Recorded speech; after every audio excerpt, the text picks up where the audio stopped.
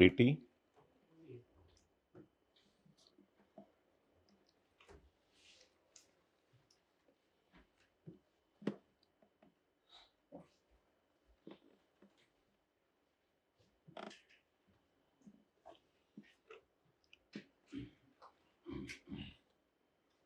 वो डाल दो डायग्राम अगर उठाई गई तो।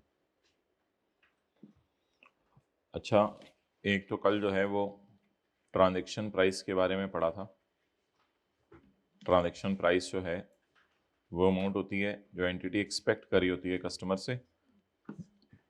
इसमें एक्सक्लूड होते हैं जो पैसे किसी और के लिए लिया जाए। और अगली चीज़ जो है वो पढ़ी थी, कस्टमरी बिजनेस प्रैक्टिसेस भी देख के पता चल जाता है चीज़ की प्राइस क्या है, फिक्स भी होती है, वेरिएबल भी होती है। और ट्रांजैक्शन प्राइस निकालते हुए ये बात इग्नोर की जाती है कि कॉन्ट्रैक्ट बाद में कैंसिल किया जाएगा, ये बात इग्नोर की जाती है या रिन्यू किया जाएगा। वेरिएबल कंसिडरेशन में कहा था कि हम एस्टीमेट लगाया करेंगे कितने पैसे मिलने की उम्मीद है। व्हेन वेरिएबल, वेरिएबल कब बनता है? जब आपको पैसे मिलने हों किसी फ्यूचर इवेंट के ऊपर। जैसे राइट ऑफ रिटर्न में पता नहीं अब फ्यूचर में कितने पैसे मिलें या कितनी सेल रिवर्स हो। बोनस एस्टीमेट लगाने के दो तरीके हैं, एक्सपेक्टेड वैल्यू और most likely. Constraining estimates of variable consideration का मतलब है कि आप किसी चीज़ को रेवेन्यू में डाल लें और अगर आपको पता है कि फ्यूचर में वो रिवर्स हो जाने तो फिर रहने दें।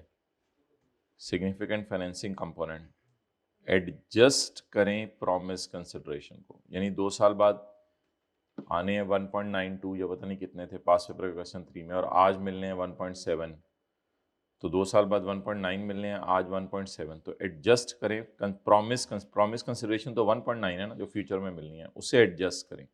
Adjust promise consideration for time value of money if timing of payment provides customer और एंटिटी विद सिग्न। दोनों में से असल में एक में एडवांस फ्रॉम कस्टमर होता है, एक में क्रेडिट सेल होता है, तो इसलिए दोनों सिनेरियोज ने डिस्कस किए। इसका मकसद क्या है? Record revenue at cash selling price, यानी आज की कैश सेल प्राइस पे रेवेन्यू रिकॉर्ड करना है। लेकिन अगर कैश सेल प्राइस सवाल में गिवन हो तो मैंने कहा था वो यूज नहीं करनी, आपने फ्यूचर वैल्यू की पीवी ही निकालनी है। अच्छा, ये कैसे पता चलेगा कि फाइनेंसिंग कंपोनेंट सिग्निफिकेंट है? ये कैसे पता चलेगा? Assess significance considering the following. Time देखें दोनों के दरमियान, इंटरेस्ट रेट देखें, और कैश सेल प्राइस और प्रॉमिस प्राइस में डिफरेंस देखें। इन तीनों चीजों से पता चलेगा। प्रैक्टिकली वैसे कहता है 1 साल या उससे कम की चीजों को डिस्काउंट ना किया करो, और इंटरेस्ट वगैरह को P&L में शो करना है। नॉन कैश कंसिडरेशन में ये था कि हमारे पास शेयर आ रहे थे, तो कई दफा non cash मयरिंग, non cash consideration, material equipment वगैरह भी अगला बंदा दे देता है, तो कंट्रीब्यूट गुड्स फ्रॉम कस्टमर्स, तो नॉन कैश कंसिडरेशन को किस पे मेजर करना है? फेयर वैल्यू पे। अच्छा, कई दफ़ा वो मटेरियल इक्विपमेंट लेबर वगैरह देते हैं, तो असेस करें हमारा कंट्रोल आ रहा है या नहीं। अगर कंट्रोल आ रहा है तो फिर क्या करें? इसको बोलें, फिर इसको भी नॉन कैश कंसिडरेशन ले लें। और इसमें एक पॉइंट तो रह गया कि जो measure non cash consideration at fair value, चलें ये डाल के दोबारा फिर हुआ तो नोट्स भेज देंगे। ये तो मेन बात है, वैसे पता ही है सबको, नॉन कैश शेयर्स को फेयर वैल्यू पे मैयर करना है जो भी चीज़ आ रही है। Consideration payable to customer, consideration payable to customer में हमने पढ़ा था कि कंसिडरेशन पेएबल टू कस्टमर में आपने रेवेन्यू को रिड्यूस करना है। अब इसमें एक सिनेरियो देख लें जरा, ये वाला निकालें। कंसिडरेशन पेएबल टू कस्टमर किधर आ रहा है? Chapter number, consideration payable to customer, page number 33।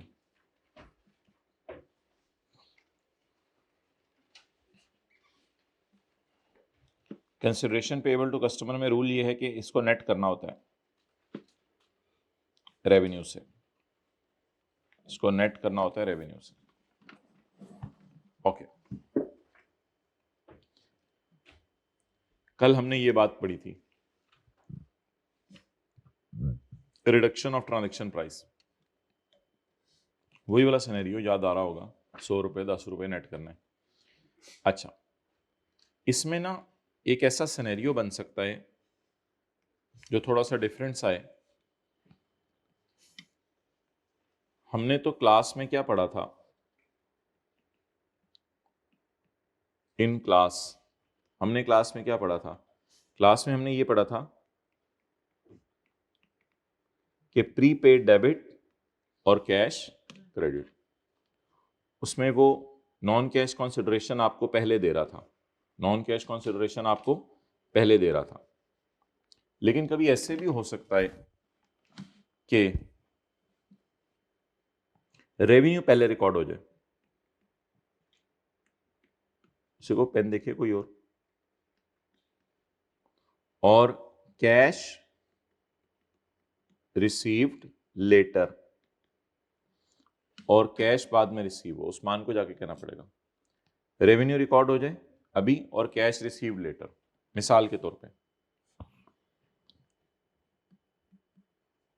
मेहनती बंदे ने घर में स्वेटर बनाए और बेचे, तो मेहनती बंदे को 100 रुपये आ गया। बाद में जाके मेहनती बंदे ने उसको कहा कि यार तुमने स्वेटर कहाँ रखे हुए हैं, जाओ इनको किसी अच्छी जगह पे रखो, मैं तुम्हें पैसे देता हूँ रैक बनाने के। तो अब मेहनती बंदा क्या एंट्री करेगा? Revenue debit cash credit.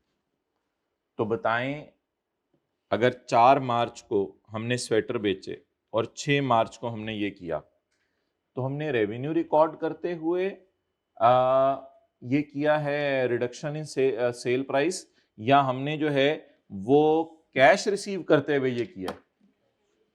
Obviously पहले कर ही नहीं सकते थे। पहले क्यों नहीं कर सकते थे बताएं जरा, पहले क्यों नहीं कर सकते थे? उस वक्त हमें पता भी नहीं था। लेकिन जब 4 मार्च को हमने जाके चीजें देखी 5 मार्च को, तो उसने ऐसी अजीब सी जगह पर रखी हुई थी, हमने कहा ये क्या तुमने ड्रामा किया हुआ है, चलो मैं मेरी तरफ से पैसे पकड़ो और मैं इन चीजों को रखने देता हूं। आप बताएं कि ऐसी सूरत में रेवेन्यू में रिडक्शन कब रिकॉर्ड हुई? आज या बाद में? अच्छा, हमने क्लास में क्या किया था? हमने क्लास में ऐसे सवाल किए थे, हमने क्लास में ऐसे सवाल किए थे कि 1 मार्च को हमने उसे पैसे एडवांस में दे दिए थे, याद आ रहा है? हमने उसे पैसे किस में दे दिए थे? एडवांस में। भाई ये पकड़ो 8 रुपए। लेकिन फिर फ्यूचर में क्या किया था? जब 2 मार्च को उसको चीजें बेचने गए थे, फ्यूचर में क्या किया था? बोले बोले बोले बोले बोले। कैश उससे पूरा लिया था 100 रुपया, और रेवेन्यू रिकॉर्ड किया था, और प्रीपेड, और रेवेन्यू कितना रिकॉर्ड किया था? प्रीपेड, प्रीपेड खत्म किया, और रेवेन्यू कितना रिकॉर्ड किया? 90। आप बताएं रेवेन्यू कब रिकॉर्ड किया? जिस दिन पैसे, सॉरी, रेवेन्यू कब रिड्यूस किया? जिस दिन पैसे दिए या बाद में? बाद में। तो लॉ कह रहे कि दोनों सिनेरियोज में रेवेन्यू कम करना बाद में, दोनों सिनेरियोज में रेवेन्यू कम करना बाद का क्या मतलब होता है? अर्लियर या लेटर? अब एक दफा फाइनल बात सुन लें।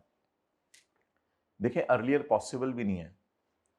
जब आपने उसे पैसे दिए रैक बनाओ, तो रेवेन्यू तो अभी अभी तो चीजें आपने अपनी डिलीवर ही नहीं की, तो चीजें डिलीवर करेंगे तो रेवेन्यू कम करेंगे ना।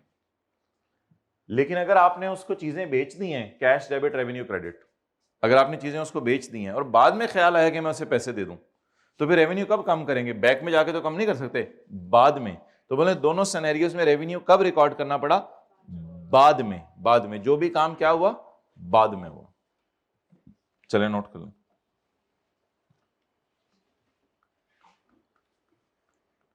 गुड सोल्ड, ये शायद आपके लिए पुरानी बात है और ये नई बात है। मतलब चीजें बेच चुके थे और बाद में जाके ख्याल आया कि, बोले,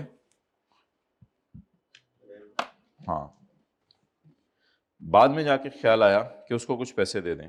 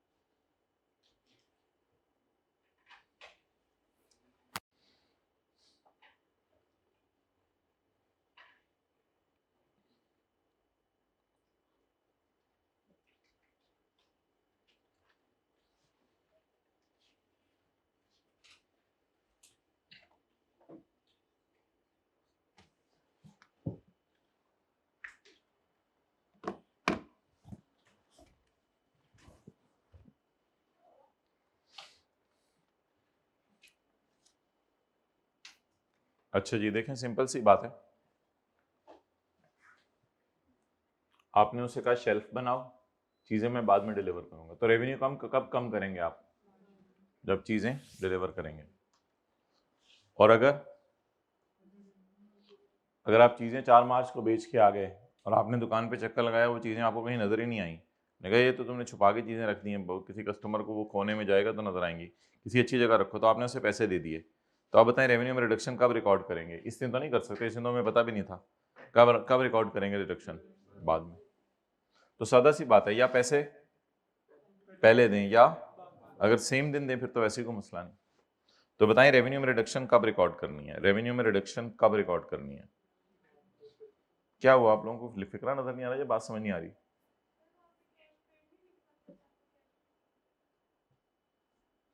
हाँ तो ये पहले बता दें।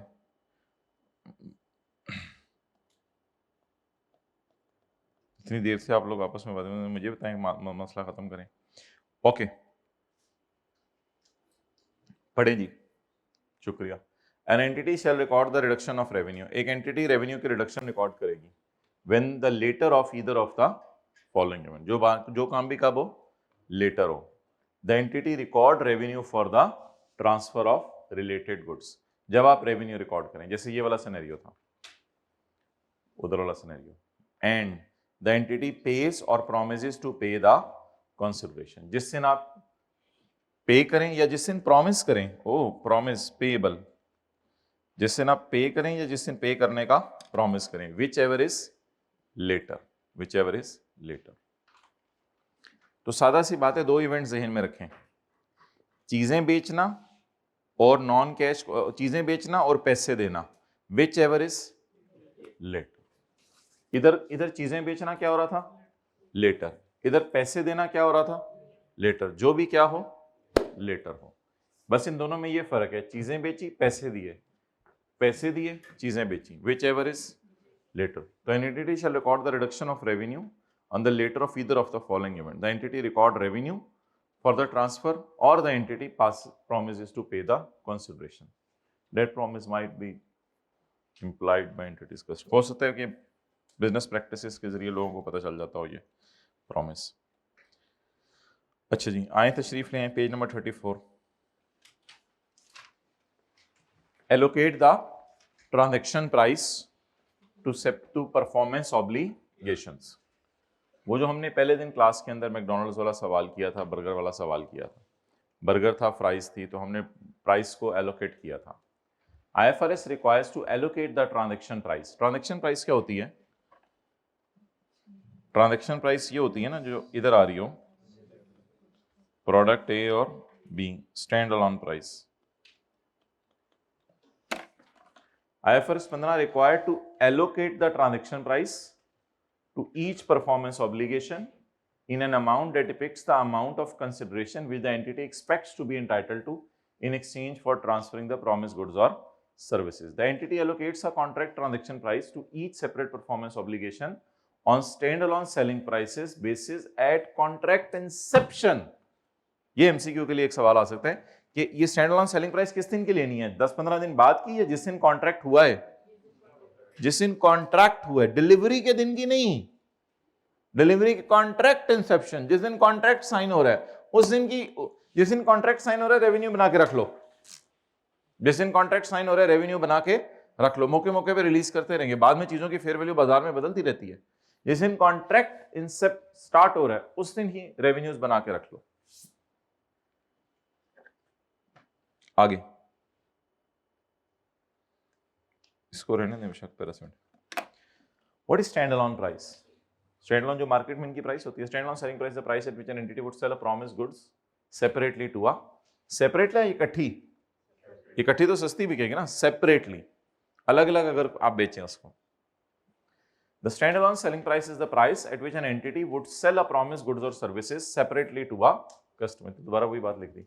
The best evidence of standalone selling price is observable price of a good or a service when the entity sells that good or separately in similar circumstances and to similar customer. Repetition. A contractually stated price or a list price. List price जो चीज पे लिखी होती है ना, उसके ऊपर for a good or may be the standalone selling price of that good. लेकिन हमेशा ऐसा नहीं होता। कई चीजें ऐसी हैं बाजार में जिन पे लिस्ट प्राइस बहुत ज्यादा लिखी होती है, लेकिन दुकानदार नई चीज होने की वजह से सस्ती बेच रहे होते हैं, या कई और फैक्टर्स होते हैं जिस वजह से दुकानदार सस्ती बेच रहे होते हैं। तो अब यस और नो बताएं, क्या लिस्ट प्राइस हो सकती है स्टैंड अलोन सेलिंग प्राइस? हो भी सकती है और नहीं भी। बल्कि उसने लफ्ज क्या उसने क्या लफ्ज यूज किया हुआ है? मे बी को हाईलाइट करना है। If stand alone selling price is not directly observable, और अगर नहीं पता चल रही, an entity shall estimate the stand alone selling price. वो तीन तरीके आपको पता है ना, स्टैंड अलोन कॉस्ट में डाल दें और वो डाल दें, वो तरीके। A customer receives a discount. एक कस्टमर डिस्काउंट रिसीव करता है for purchasing a bundle of goods. Lecture 1 में जो पहला सवाल किया था, जिस दिन ये टॉपिक शुरू किया था, जब कस्टमर बंडल ऑफ गुड्स खरीदता है तो कस्टमर उसमें क्या रिसीव करता है? Discount.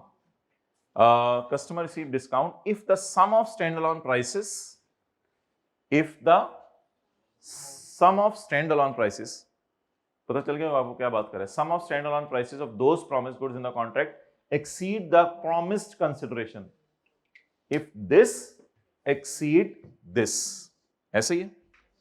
so what exceeds what, जरा इंग्लिश का फिक्रा बनाएं। what sum of standalone selling prices exceeds the promised consideration, the entity shall allocate the discount proportionately। Discount को क्या करते थे? प्रोपोर्शनेटली एलोकेट करते थे। लेकिन आज एक कॉन्सेप्ट समझ लें और सुन लें, ये वन ऑफ एग्जांपल है, आईकैप में भी कभी टेस्ट नहीं हुई। अगर इस तरह का सवाल आ जाए कि प्रोडक्ट ए 70 रुपए की है, प्रोडक्ट बी 30 रुपए की है, प्रोडक्ट सी की प्राइस पता नहीं है, तो डेटा तो अवेलेबल नहीं है। अब आपको पता है रेजिडुअल अप्रोच ही लगनी है हमारी। डेटा अवेलेबल होता तो अच्छी बात थी, लेकिन कौन सी अप्रोच लगनी है हमारी? रेजिडुअल अप्रोच, क्योंकि कॉस्ट प्लस डेटा भी अवेलेबल नहीं कि ये बनी कितने की, और ये भी अवेलेबल नहीं कि मार्केट के अंदर कंपेटिटर्स का ये प्रोडक्ट्स की कितने में रेट हो रही है। Transaction prices 130। अब अगर सिर्फ इतना सा पढ़े ना, ट्रांजैक्शन प्राइसेस 130, तो फिर 130 इधर लिखेंगे और 30 बैलेंसिंग आ जाएगा। लेकिन सवाल कह रहे हैं discount is only on B. सवाल कह रहे हैं कोई डिस्काउंट भी मैं दे रहा हूं, वो सिर्फ किस पे दे रहा हूं? बी पे दे रहा हूं, बाकियों पे दे ही नहीं रहा। अगर ऐसा कभी सवाल में लिख देना तो फिर तो आसान सी बात है, फिर क्या टेंशन है। फिर आप लोग जो है वो जब करेंगे तो इसकी 70 आ गई, इसकी 25 आ गई, और इसकी बैलेंसिंग क्या आ गई? 30। रेजिडुअल अप्रोच में तो वैसे भी 2 कॉलम ना बनाए तो कोई मसला नहीं। रेजिडुअल अप्रोच में याद रखिएगा 1 कॉलम भी चल जाता होता है। Done. An entity shall not allocate a discount proportionately. Oh, discount को प्रोपोर्शनेटली एलोकेट ना करना। हमने कहा हम तो थक गए हैं कर करके, डिस्काउंट प्रोपोर्शनेटली तो एलोकेट करते थे हर सवाल में। When there is evidence that entire discount relates to one PO, जब सवाल कह दे कि डिस्काउंट सिर्फ किसके लिए है? एक चीज के लिए, तो फिर डिस्काउंट सिर्फ किसको एलोकेट करना? उसको, एंड नॉट दी अदर। तो सवाल के बाकियों के लिए मैं डिस्काउंट नहीं दे रहा, सिर्फ एक चीज के लिए दे रहा हूँ, तो बस ठीक है, फिर सारा डिस्काउंट उसको एलोकेट करना। Allocation of allocation of discount must be done before applying residual approach. वो इसके सवाल आपने बहुत ज्यादा किए हैं। Allocation of discount must be done before applying residual approach. ये देखें, ये जो हमने सवाल में क्लास किया था, एग्जांपल 11, प्रोडक्ट डी की प्राइस अवेलेबल नहीं थी, तो हमने स्टेप 1 के तौर पे, क्योंकि इन दोनों की प्राइस अवेलेबल थी, पहले इनको डिस्काउंट एलोकेट किया था, फिर उसके बाद इन तीनों की अवेलेबल थी, आपको याद है, इनको डिस्काउंट एलोकेट किया था, फिर जाके रेजिडुअल अप्रोच लगाई थी। तो रेजिडुअल अप्रोच लगाने से पहले अगर ए बी का अलग सेट बिक रहा है और ए बी सी का अलग सेट बिक रहा है तो वो लगाना, उसके बाद जाके कौन सी अप्रोच लगाना। इसके तो हमने 2 सवाल किए थे, एग्जाम्पल 10 और 11।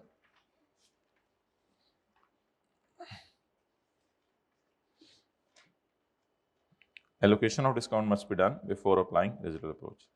एग्जाम्पल 10 और 11 यही पेज नंबर्स पे नीचे। कौन सा पेज है बताना? कौन सा? 38।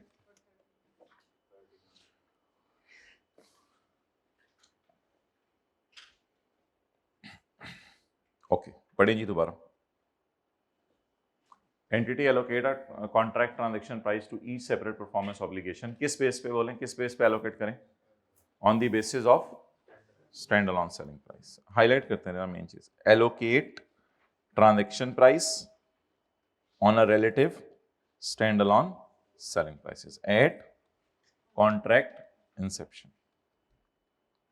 स्टैंड अलोन सेलिंग प्राइस क्या होती है?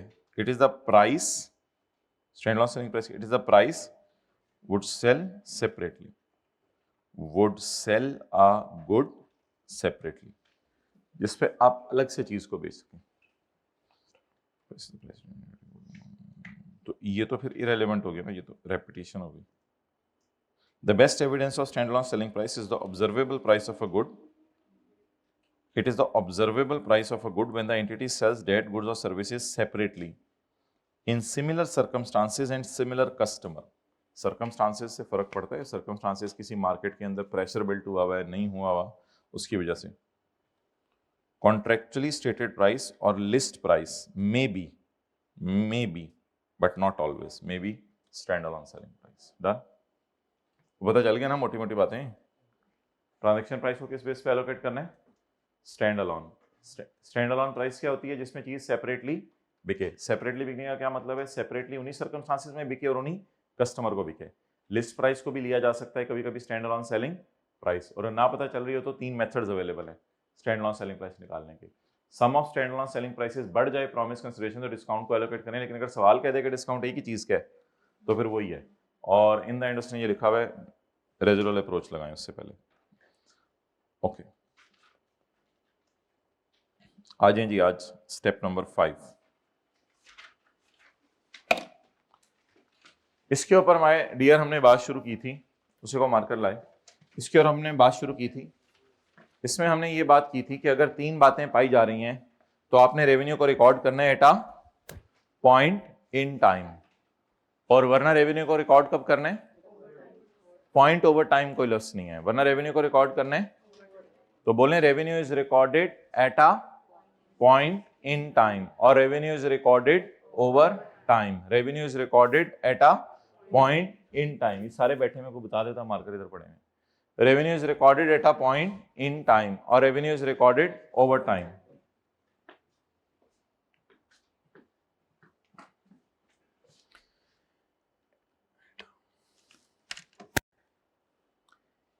इन 5 सूरतों में रेवेन्यू रिकॉर्ड करना है। ये जो आपने तकरीबन R1 और PRC 86 में पढ़े हुए ये वो बातें लिखी हुई हैं। इन 5 सूरतों में रेवेन्यू रिकॉर्ड करना है at a point in time. इन 5 सूरतों में रेवेन्यू रिकॉर्ड करना है at a point in time. लेकिन ये लिखने के बाद उसने कह दिया नहीं, कहते मैं ये नहीं कहना चाह रहा, कहते मैं ये नहीं कहना चाह रहा, कहते मैं कहना चाह रहा हूं कि वो जो ओवर टाइम वाले 3 सिनेरियोज हैं अगर वो पूरे हो रहे हैं तो बस ओवर टाइम है, वरना हमेशा इन टाइम। लेकिन इन टाइम की कहते हैं मैं मिसालें दे रहा हूं, मिसालें थोड़ी बहुत ही दे देता हूं। कहते हैं अगर आप कहते हो तो मैं आपको कोई इंडिकेटर्स दे देता हूं, indicators, but are not limited to, but are not limited to. लेकिन यही नहीं है बस, मतलब ये आपको मैं सिर्फ इंडिकेटर्स दे रहा हूं कि जब कब चीज का कंट्रोल ट्रांसफर हो जाता है। Page number 41। Seller has a right to payment. जाहिर बात है, सेलर ने मुझे बोतल पकड़ा दी, उसने कहा मेरा राइट बन गया, मैंने कहा ठीक है, कहते कंट्रोल ट्रांसफर हो गया, इसमें कौन सा ओवर टाइम वेट करने की जरूरत है? At a point in time record करो और फारिग करो इसको। Customer has a legal title, तो कस्टमर के आपने नाम प्लॉट लगवा दिया, तो बस ये सेल है, इसमें कौन सा ओवर टाइम का इंतजार करने की जरूरत है? कस्टमर को चीज नाम लगवा दिया, खत्म करें बात। Customer has physical possession, customer के पास चीजों की फिजिकल, ब्रैकेट ना पड़े, कस्टमर के पास चीजों की फिजिकल पोजेशन आ गई तो बस ठीक है, आपकी चीज बिक गई है, कंट्रोल ट्रांसफर हो गया, और क्या वेट किया जाता है? Customer has a significant risk and reward of ownership, ये बचपन से पढ़ते थे शायद, बात आप लोग R1 में भी हो रही है। हमने रिस्क एंड रिवॉर्ड चीज के किसको ट्रांसफर कर दिए? कस्टमर को। टूटे खराब हो तुम्हारा मामला है, तो इसका मतलब है हमारी तरफ से तो बिक गई है चीज। And the customer has accepted the asset, या फिर हमने बेचा है और उसने कहा हाँ हाँ ठीक है मैं पसंद करता हूं। बिल एंड होल्ड जरा याद करवाएं क्या होता था bill and hold? Bill and hold में हमने कस्टमर को फिजिकल पोजीशन नहीं दी होती थी, लेकिन हम फिर भी सेल रिकॉर्ड कर रहे होते थे। लिखें जरा छोटी सी मिसाल लिखें। एक सवाल में हमने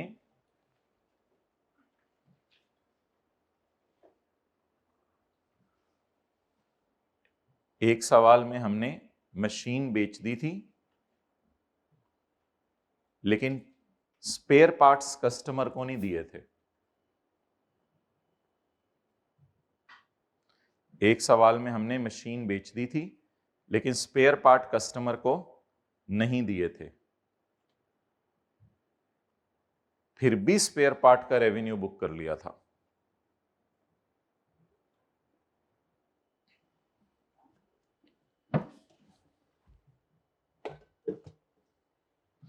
कोई बंदा वजह बताए क्या बनी थी? कोई बंदा वजह बताए क्या बनी थी?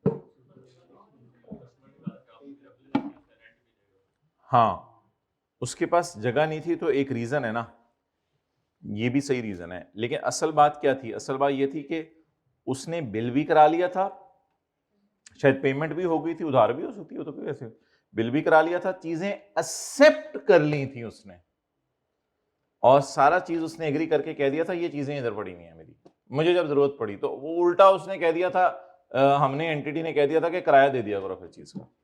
तो बताएं बिल एंड होल्ड अरेंजमेंट में क्या होता है, जल्दी बताएं। कस्टमर के पास फिजिकल पोजेशन होती है? नहीं। फिर फिजिकल पोजेशन किसके पास होती है? एंटिटी के पास, लेकिन फिर भी रेवेन्यू रिकॉर्ड कर लिया जाता है। For example in case of bill and hold arrangement, वो एक्सेप्शन इधर भी डाल दी, दोबारा इधर भी डाल दी। अच्छा, कई दफा एंटिटी लीगल टाइटल चीज का अपने पास रखती है। ये किस्तों के ऊपर जो चीजें बेची जाती हैं, उसमें सेलर ये करता है कि लीगल टाइटल अपने पास रख लेते हैं। लीगल टाइटल रखने का मकसद क्या होता है? लीगल टाइटल रखने का मकसद ये होता है कि कल कलाम को अगर कस्टमर आएगा तो वो अगर पैसे लेके भाग जाए तो हम क्या करेंगे? तो इसका मतलब ये नहीं होता चीज नहीं आपकी, आपने किसी को जो है वो मोटरसाइकिल किस्तों पे बेच दिया, तो बस आप सेल रिकॉर्ड करें, कोई मसला नहीं। अगर लीगल डॉक्यूमेंट्स आपने अपने पास रखे हुए हैं तो कोई मसला नहीं, खैर सेल तो रिकॉर्ड करें, खैर। However, sometimes in sale on installment basis, entity होता है seller, retains the legal title to protect the collection of money. In such a case, sale is on delivery, even if no title is transferred to customer. लिखें, even if no title is transferred, आगे काट दें, even if no title is transferred to customer. चाहे customer को आपने title नहीं भी transfer किया तो कोई फर्क नहीं पड़ता। ओके, आगे चलें।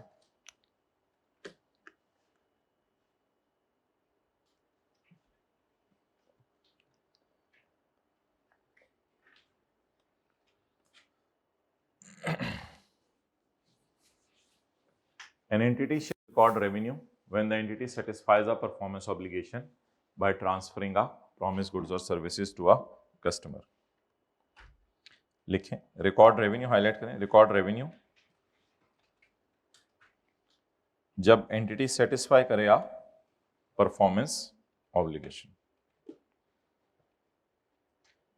एसेट कब ट्रांसफर होता है? An asset is transferred when the customer obtains the control. Customer के पास कंट्रोल, कस्टमर के पास कंट्रोल कैसे आता है? इन सारी चीजों से कस्टमर के पास क्या आ जाता है? कंट्रोल।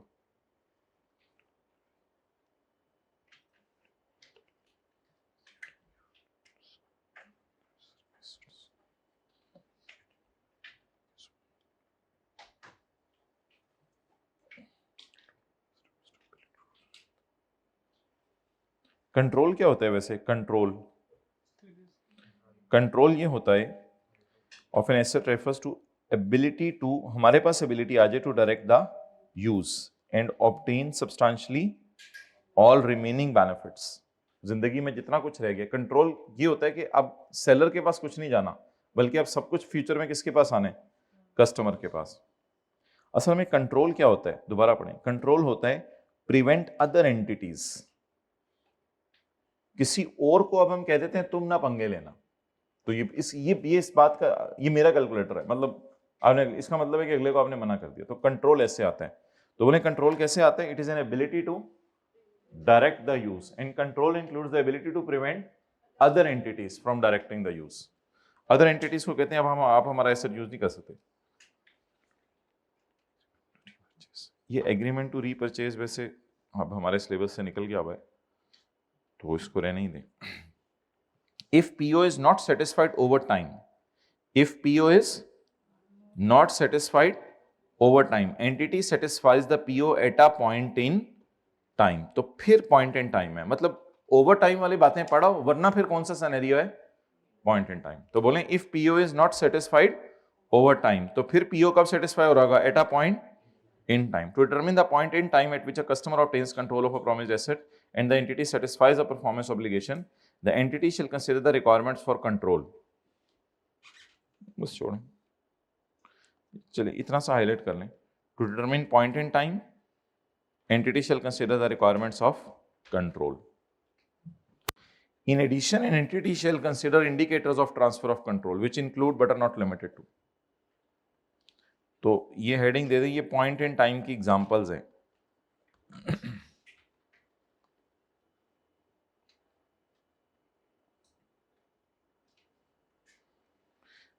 कंसाइनमेंट सेल का भी देख लेंगे।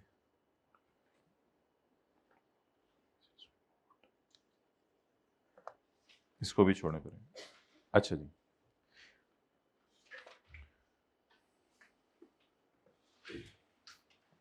अगर कस्टमर साइमल्टेनियसली रिसीव और कंज्यूम करे बेनिफिट, तो कैसे रिकॉर्ड करना है रेवेन्यू? अगर एंटिटी परफॉर्मेंस क्रिएट करी हो एसेट को और कस्टमर साथ साथ कंट्रोल कर रहा हो एसेट को, तो भी कैसे रेवेन्यू रिकॉर्ड करना है? Over time.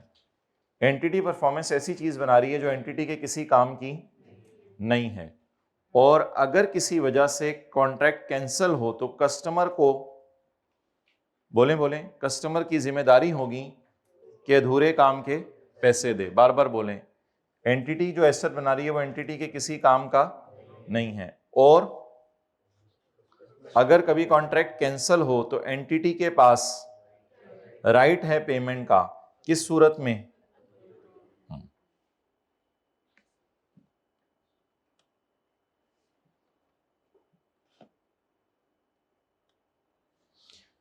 इसको छोटा सा लिखें, and if customer cancels contract,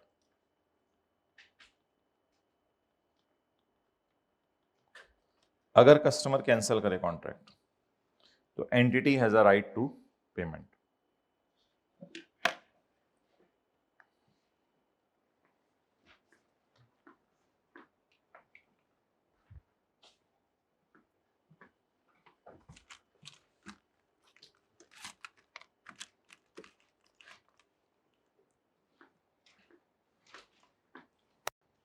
अच्छा जी, अब मुझे आप ये बताएं,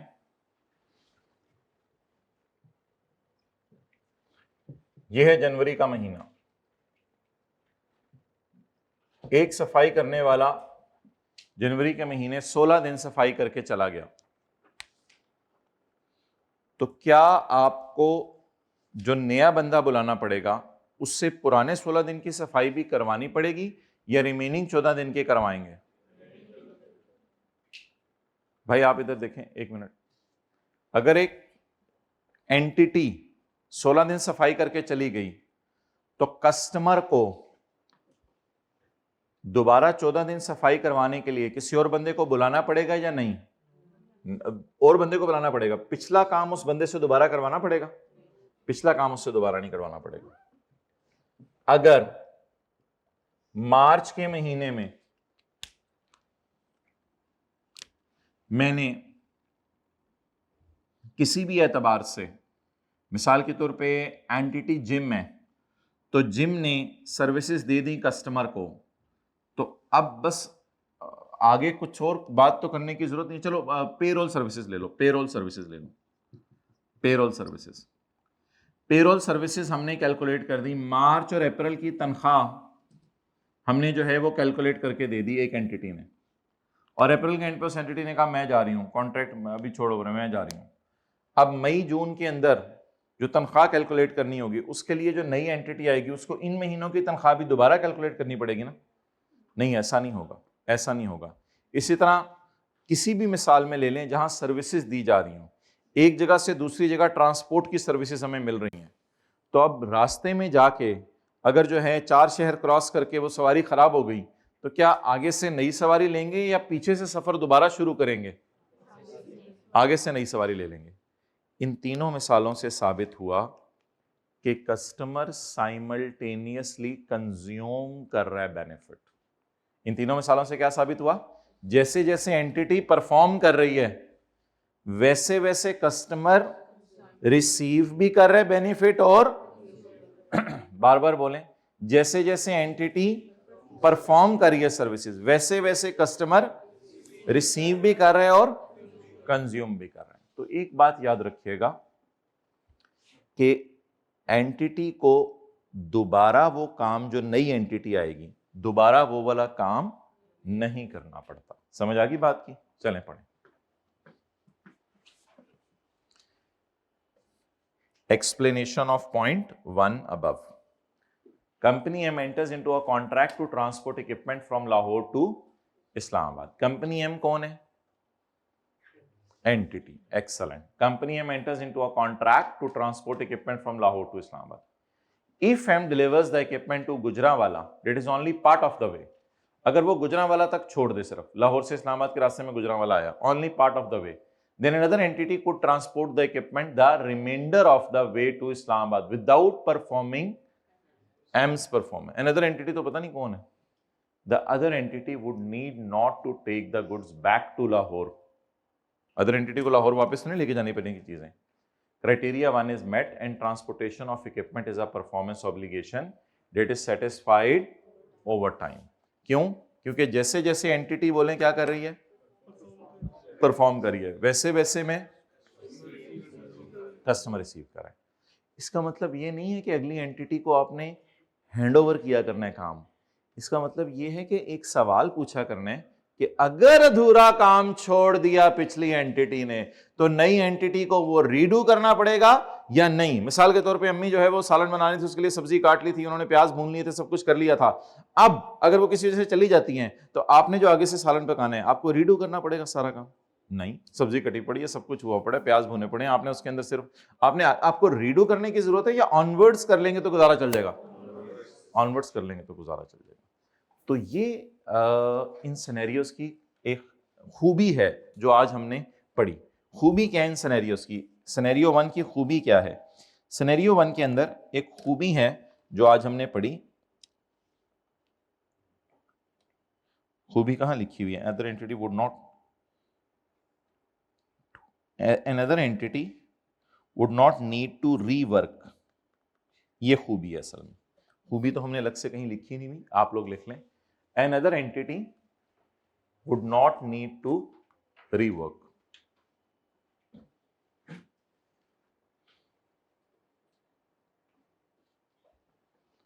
खत्म हो गई ये बात? अच्छा, आज एक चीज बता दें जो हमें क्लियरली बता दिया करेगी कि जैसे जैसे एंटिटी परफॉर्म कर रही है वैसे वैसे कस्टमर रिसीव और कंज्यूम कर रहे चीजें। मिसाल के तौर पे वापडा इलेक्ट्रिसिटी है, तो वापडा की तरफ से बिजली आना बंद हो गई, किसी और इदारे ने कहा कि बिजली हम आपको देते हैं, तो अब वो जो बिजली पास्ट में आ चुकी है 10-15 दिन क्लासों में, वो दोबारा से उनको लानी पड़ेगी, और क्योंकि वो कस्टमर ने क्या कर ली थी। अब बोलें एक फिक्रा, अगर एंटिटी को पिछला काम दोबारा ना करना पड़े तो ये इस बात का सबूत है शायद कि बोले ये इस बात का सबूत है कि नहीं, रेवेन्यू ओवर टाइम नहीं है, ये इस बात का सबूत है कि कस्टमर ने उस बेनिफिट को साइमल्टेनियसली रिसीव और साथ वाले सफे पे जरा जगह खाली है लिखें। अगर पॉइंट 1 के लिए पॉइंट 1 लिख के, पॉइंट 1, अगर नई एंटिटी को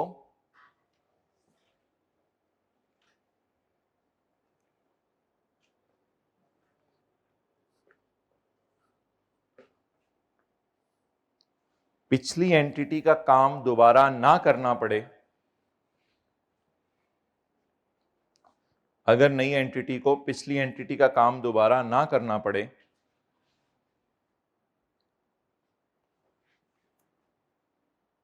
इसकी इंग्लिश क्या है? Other entity would not need to rework. अगर नई एंटिटी को पिछली एंटिटी का काम दोबारा ना करना पड़े, देन इट मींस, अब इंग्लिश में लिखें, then it means customer is simultaneously बोले receiving and consuming benefits. Then it means customer is simultaneously receiving and consuming benefits.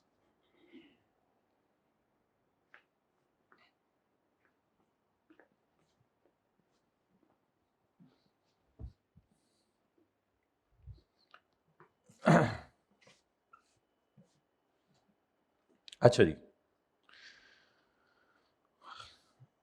Point 2 कोई इतना मुश्किल नहीं था कि लोगों को इसकी एक्सप्लेनेशंस डालनी पड़ी हो। फिर स्टैंडर्ड ने पॉइंट 3 की एक्सप्लेनेशन डालनी है। अच्छा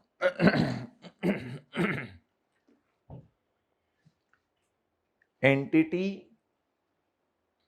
ऐसी चीज बना रही है, एंटिटी ऐसी चीज बना रही है जो नहीं है किसी काम की एंटिटी के लिए, एंटिटी के लिए किसी काम की नहीं है। तो इसका मतलब है एसेट क्या हो गया? Specialised nature. लेकिन हर दफा स्पेशलाइज्ड नेचर नहीं लिखा होगा, हर दफा स्पेशलाइज्ड नेचर नहीं लिखा होगा। हम दो बातें डिस्कस करने लगे हैं, no alternate use and right of payment.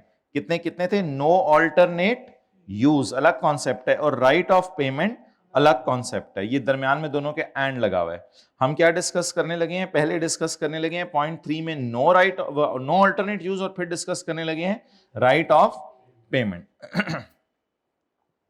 अभी तक आप लोगों ने ये पढ़ा हुआ है, the asset has no alternate use for seller. लिखा करें सेलर, जरा घर जाके आसान हो जाती है बात। The asset has no alternate use for seller means it is not practicable for seller to sell asset to someone else because of its special nature. लेकिन कई दफा हो सकता है आई कैप इसकी बजाय ये लाइन डाल दे, इसका मतलब भी होगा कि asset has no use for seller, entity is restricted contractually by buyer not to sell it to an other party। और ये एसेट्स भी वही होते हैं जो हम स्पेशल अपने लिए बनवा रहे हैं और हम कहते हैं किसी और को ना देना, क्योंकि उनको भी ये चीज़ जो है इस तरह पता चल जाएगी, मैंने बस अपनी फैक्ट्री के अंदर मशीन लगा लूंगा, बस चुप करके वहां चीज़ें बनाता रहूंगा, और अगर ये चीज़ तुमने किसी को बेची तो ये मेरे लिए स्पेशल बनी हुई है। बातों का मतलब एक ही है, लेकिन प्लीज ये दो फिक्रे बार बार पढ़ें। इन दो फिक्रों में से एक फिक्रा भी लिखा हुआ तो मतलब होगा एसेट एंटिटी के काम का नहीं है। या तो एसेट की नेचर क्या है बड़ी, या कस्टमर ने एंटिटी को मना कर दिया है कि ये चीज तुमने किसी और को, वो मना भी इसी वजह से होती है कि वो एसेट किस नेचर का है? स्पेशल नेचर का, स्पेशल नेचर। तो यहां भी लिखें क्योंकि ये खास चीज होती है ऐसे, not to sell to other, क्योंकि इट इज स्पेशल। यहां भी वजह वही है, क्योंकि इट इज स्पेशल। ये तो वैसे ही आपको टाइम ज़ाया करने के लिए मिसाल डाली हुई है कि एसेट स्पेशल नेचर का क्या होता है। मैन्युफैक्चरर वाई कौन होगा? Enters into a contract with a customer, तो मैन्युफैक्चरर वाई कौन होगा? Entity to build a specialised satellite. Y build satellite for various customers. However, the design and construction of each satellite differs substantially on the basis of each customer needs and the type of technology. At the contract exception, Y ने सोचा है whether the satellite in its completed state will have an alternate use।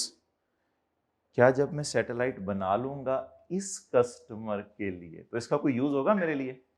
Although the contract does not stop Y from directing the completed satellite, contract कहीं मना नहीं कर रहा दूसरों को बेचने से, but the customer specific design of satellite automatically restricts by practical ability, practical possible ही नहीं है, to readily direct the satellite to an, therefore satellite does not have an alternate use. Contract अगर मना ना करे, कॉन्ट्रैक्ट कहते बेचना किसी को बेच देना, लेकिन प्रैक्टिकेबल ही नहीं है बेचना किसी को, क्योंकि अगले किसी के काम का ही नहीं है। तो फिर ये असर क्या बन गया बोले?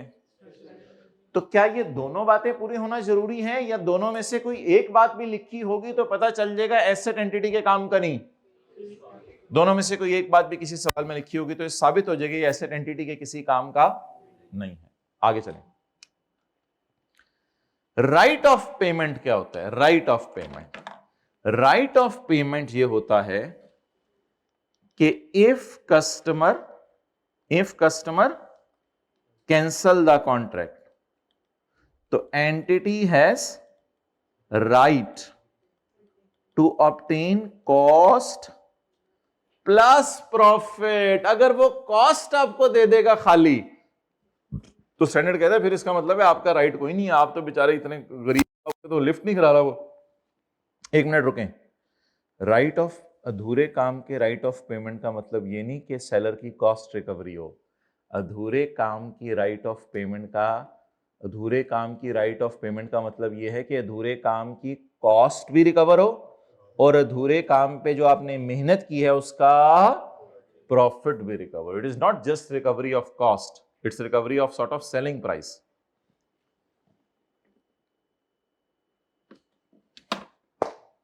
तो right of payment doesn't mean के जो रिकवर कॉस्ट।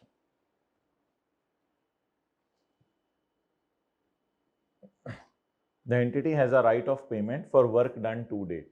दूसरी शर्त क्या होती है? Entity has a right of payment for work done to date. To meet this part of criteria above, entity right to payment has to be for an amount that approximates the selling price of the goods or services. Example given, a right to recover cost incurred plus a reasonable profit margin. जी आपके पास power होनी चाहिए। However, if entity would only recover cost, तो ये criteria फिर पूरा नहीं होगा। And then it would not have the right to payment for performance completed due date, and this part of criteria 3 would not be met. तो दूसरा criteria पूर्ण होने के लिए शर्त बताएं क्या है, और उस शर्त को हाईलाइट कर लें बस। Recover cost incurred plus a reasonable profit, ये जरा हाईलाइट करें। आज हमें राइट ऑफ पेमेंट का मतलब बताएं आज क्या है। कॉस्ट भी रिकवर और रीजनेबल। जरूरी नहीं कि 15-20% जिस तरह आप लेते हो आम कस्टमर से, रीजनेबल 8-10% भी प्रॉफिट रिकवर हो जाए तो काफी है।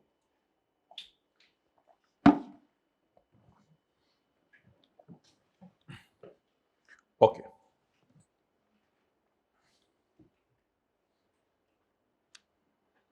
चलें जी, न्यूमेरिकल करें आप। Example 5,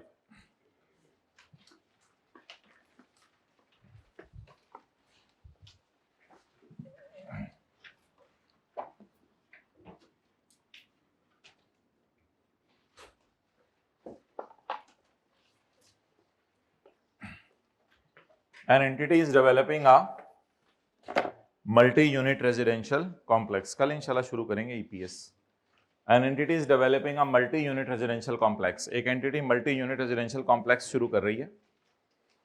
A customer enters into a binding sales contract with the entity for a specific unit that is under construction। यहां रुक जाएं, यहां रुक के जरा मुझे पहले दो क्राइटेरिया बताएं। एक बहुत बड़ा रेजिडेंशियल कॉम्प्लेक्स है, प्लाजा, जैसे आप देखते हैं ना पीछे, उस तरह का प्लाजा बन रहा है। A customer enters into a contract with the entity for a specific unit in that is under construction. आपको क्या लग रहा है हमारी जमीन पे आके वो बना रहे हैं? बिल्कुल भी नहीं हमारी जमीन पे आके बना रहे। पहली लाइन पढ़े क्या लिखा हुआ है? Entity is developing a multi unit residential complex. Entity अपनी जमीन के ऊपर एक कॉम्प्लेक्स बना रही है। कॉम्प्लेक्स हमारे पे तो आगे नहीं बना रही, हमें तो उस पूरे कॉम्प्लेक्स को कहां खरीद सकते हैं? हम तो एक यूनिट खरीद लें, पूरी जिंदगी की जमा पूंजी लगा के, बड़ी बात है। तो एंटिटी हमारे लैंड पे आके चीज बना रही है, या एंटिटी वैसे ही 100-150 फ्लैट बना रही है? 100-150 फ्लैट बना रही है, उसमें एक फ्लैट आप बताएं जैसे जैसे वो परफॉर्म करेगी वैसे वैसे मैं फ्लैट कंज्यूम कर लूंगा।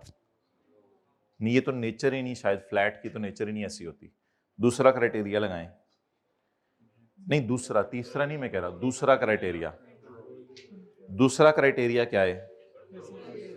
जैसे जैसे जैसे एसेट क्रिएट होगा वैसे वैसे मैं उसे कंट्रोल करूंगा। नहीं, ये वो तो अपना कॉम्प्लेक्स है उसका, वो मुझे एक ही दफा हैंडओवर करेगा।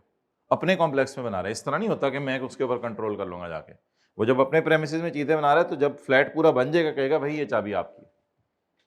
और तीसरी बात, वो फिर जरा देखना पड़ेगा तीसरा अगर क्राइटेरिया हुआ ना, तो मेरे ख्याल से फिर ऐसा करते हैं, अभी वेट कर लेते हैं, एसेट की नेचर ढूंढते हैं और राइट ऑफ पेमेंट ढूंढते हैं। जब दोनों चीजों का जवाब यस आया, asset has no alternate use to entity and entity has right of payment if customer cancel, अगर ये दो बातों का जवाब यस आ गया तो फिर हम पीओ ओवर टाइम करेंगे, वरना eight a point in time. अभी तीसरा क्राइटेरिया का डाटा अवेलेबल नहीं है, वो आगे चलने दें। Each unit has a similar floor plan, हर यूनिट का फ्लोर प्लान सिमिलर है, and is of a similar size, size भी उसका सिमिलर है, but other attributes of units are different. कुछ की लोकेशन मशरिक की तरफ होगी, कुछ की मगरिब की तरफ होगी, कुछ की समंदर की तरफ होगी। द कॉन्ट्रैक्ट इंसेप्शन ऑन यकम जनवरी 2008, the price of one unit is 30 lakh रुपए का हम आपको ये फ्लैट दे रहे हैं। The expected date of completion and possession transfer is 31 December 2009। 2 साल बाद ये हम आपको घर बना के इंशाल्लाह इसकी चाबियां हैंड ओवर कर देंगे। ईयर एंड पे जब आप गए तो 60% अल्हम्दुलिल्लाह घर आपका मुकम्मल हो चुका हुआ था। अब सवाल का डेटा खत्म हो गया, कहीं नहीं लिखा हुआ एसेट स्पेशल नेचर के। अब चाहे स्पेसिफिक होता है, मतलब उनमें से एक यूनिट आपका स्पेसिफिक स्पेशल, स्पेसिफिक तो ये होता है ना स्पेसिफिक, ये चुनना, ये इस फ्लोर पे ये वाला यूनिट मेरे, स्पेसिफिक का मतलब तो स्पेशल नहीं होता। स्पेसिफाइड यूनिट ही लेते हैं। जनरल यूनिट हम कैसे ले सकते हैं, मतलब कोई भी घर दे देना, स्पेसिफिक ही होता है। स्पेसिफिक डजंट मीन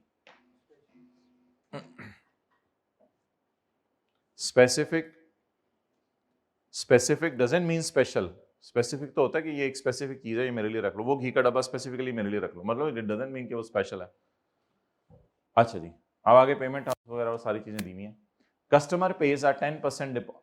अब ये धोखा है, अगर और कोई लाइन आई तो फिर हम हो सकते हैं रिकंसिडर करें, लेकिन ये धोखा है 60%। इससे क्या करना है, उसने मुझे 60% घर बना के दे दिया है, लेकिन बात ये है ना कि ना मैंने साथ साथ कंज्यूम किया है, ना मेरे उधर आके बना के दे रहा है, और ना स्पेशल नेचर का एसेट है। तो फिर the customer page a 10% deposit on यकम जनवरी 2018। 3 लाख रुपए बनेगा, 3 लाख रुपए यकम जनवरी को दे दिया। इसकी एंट्री क्या होगी, कंट्रोल तो 2 साल बाद ट्रांसफर होने। अच्छा, रेवेन्यू कितना रिकॉर्ड करना है आपने 2 साल बाद, 3 मिलियन, और आज कैश कितना डेबिट करना है, 3 लाख। कैश और रेवेन्यू की एंट्री कभी गलत ना बोलिएगा।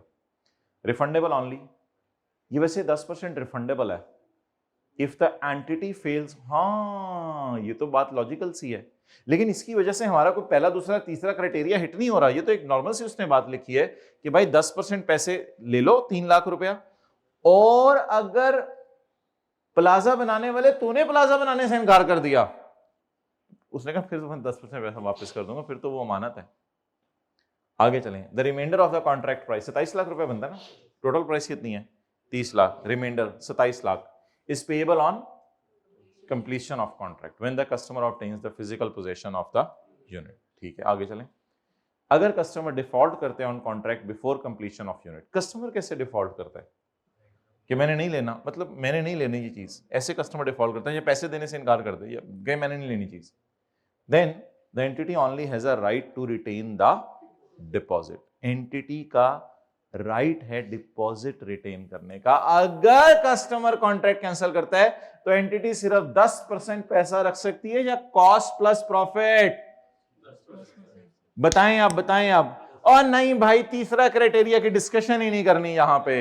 ये मैं तीसरे क्राइटेरिया का दूसरा पार्ट आपसे डिस्कस करने लग गया था, तीसरे क्राइटेरिया की डिस्कशन ही नहीं करनी यहां पे, क्योंकि स्पेशल नेचर का एसेट होता तो अगली बात करते, जब एसेट ही स्पेशल नेचर का नहीं है तो ये डिस्कशन छोड़ें।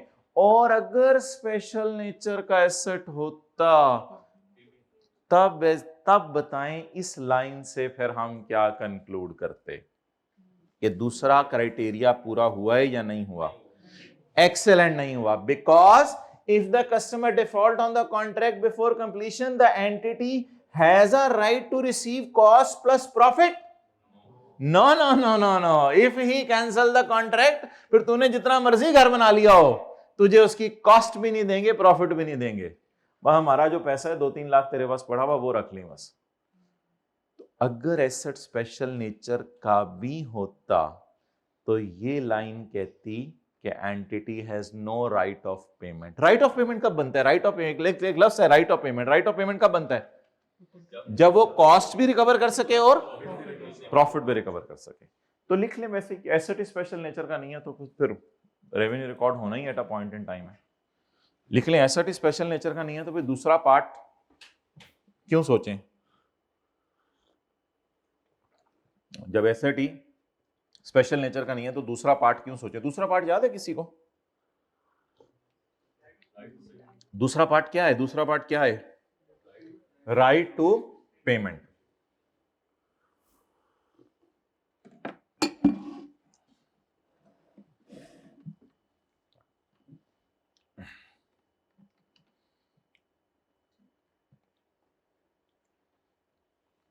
पहला क्या है? ओहो, ये कहां से ऑफ होता है?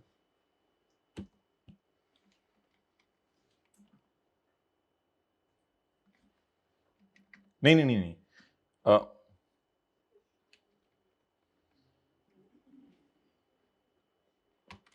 ये ना कीबोर्ड लॉक हो गया, मुझे जहन में नहीं आ रहा ये। हाँ होने लगा, नहीं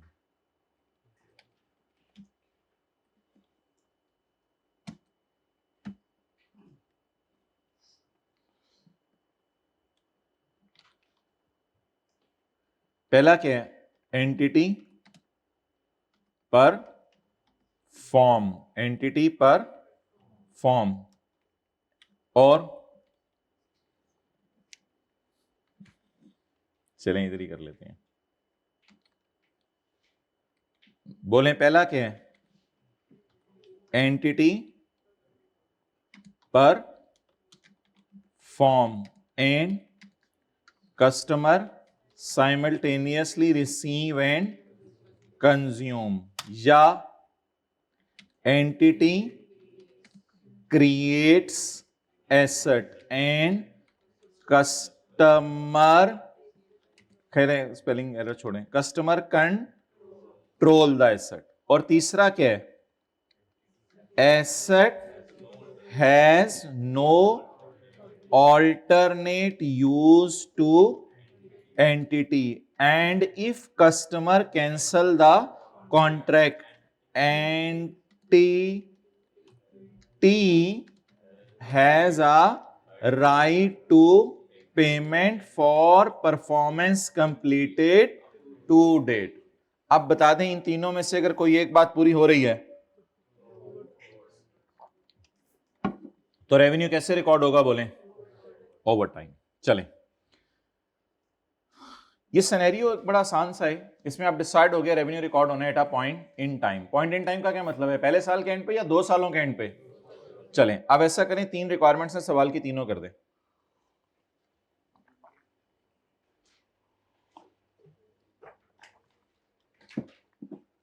अगर यूनिट कंप्लीट और पोजीशन ट्रांसफर हो जाए, दूसरा तीसरा पार्ट ना पड़े सवाल का, तो क्या एंट्रीज होंगी? जल्दी से भी आप लोगों ने बताई है मुझे, जल्दी करें जल्दी करें। बस बता दें रेवेन्यू थोड़ा थोड़ा रिकॉर्ड करना है या रेवेन्यू एक ही दफा 2 साल बाद रिकॉर्ड करना है? सेलर रेवेन्यू थोड़ा थोड़ा रिकॉर्ड करे या eight a point in time record करे? वो पॉइंट इन टाइम क्या होगा? जब कंट्रोल, वो कंट्रोल कितने साल बाद ट्रांसफर होगा? 2 साल बाद। The unit is complete and position transfer on due date. अच्छा 27 लाख कब मिलने हैं? ओहो, ये तो जरा देख लें, 27 लाख कब मिलने हैं, ये कहीं लिखा है? अच्छा माय डियर जरा इधर देखें, सारे पेमेंट्स पढ़ लें एक दफा दोबारा, पेमेंट टर्म्स पढ़ लें। पेमेंट टर्म्स के 10% पैसा कब मिलने हैं? आज। 10% पैसा कब मिलने हैं? आज। 27 लाख पैसा कब मिलने हैं? जल्दी बताएं माय डियर, 27 लाख रुपए कब मिलने हैं? अब इस कॉन्सेप्ट को निकाल दें, over time eight a point in time. अब ये सादा सवाल बन गया है, over time eight a point in time decide हो गया, it is point in time. अब छोड़ें, अब वो 3 बातें ध्यान में ना रखें। If the customer default on the contract, वो फिर देखेंगे बाद में, कस्टमर ने अभी तो डिफॉल्ट नहीं किया। सवाल कह रहे हैं एज्यूम करो यूनिट कंप्लीट हो गया और पोजीशन उसको ट्रांसफर हो गई है। रिक्वायरमेंट नंबर 1, अच्छा कितने पैसे लेके आया था वो? 1 जनवरी 8 को कितने पैसे लाया था? 3 मिलियन इंटू कितना? 3 लाख।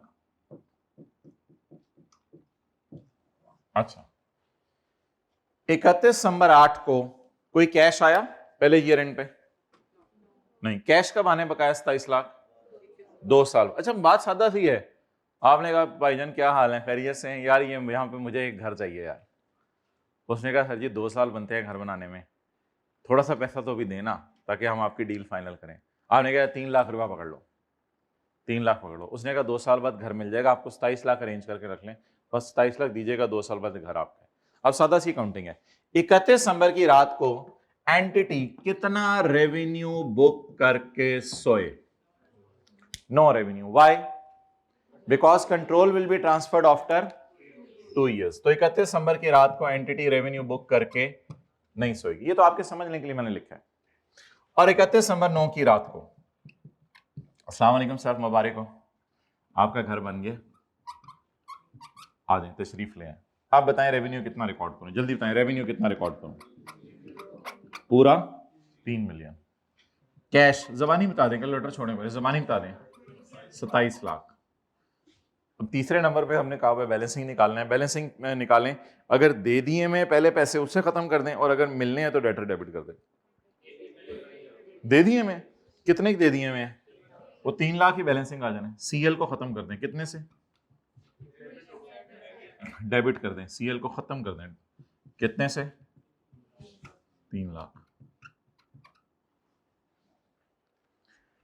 ये बड़ा आइडियल सिनेरियो है जिसमें उसने मुझे घर बनाकर दे दिया और मैंने भी पसंद कर लिया, बस। अच्छा, वैसे एक बात कर रहा हूं, डील में और क्या क्या हो सकता था? अगर इस तरह डील ना चलती तो क्या हो सकता था मैक्सिमम? वैसे अब ये उस कॉन्सेप्ट से बाहर निकल है, at a point in time, over time. वैसे एक बात कर रहा हूं, डील में क्या हो सकता था इन 2 साल के दरमियान? क्या हो सकता था मैक्सिमम? बताएं क्या हो सकता था।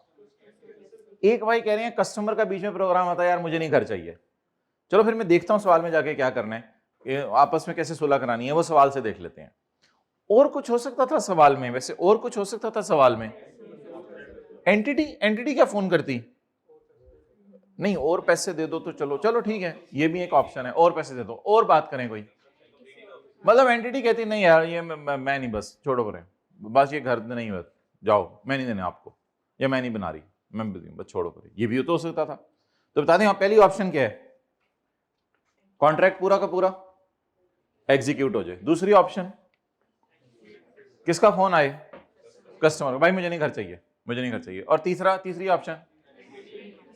तो इन दोनों सूरतों में जरा पहले देख लेते हैं सवाल की रिक्वायरमेंट क्या है, फिर जरा आपने मुझे ढूंढ के बताना है कि कौन सा सिनेरियो लगेगा। अच्छा, सिनेरियो अब जो मर्जी बने, पहला वाला एडवांस तो हम दे चुके हैं, पहला वाला एडवांस तो दे चुके हैं।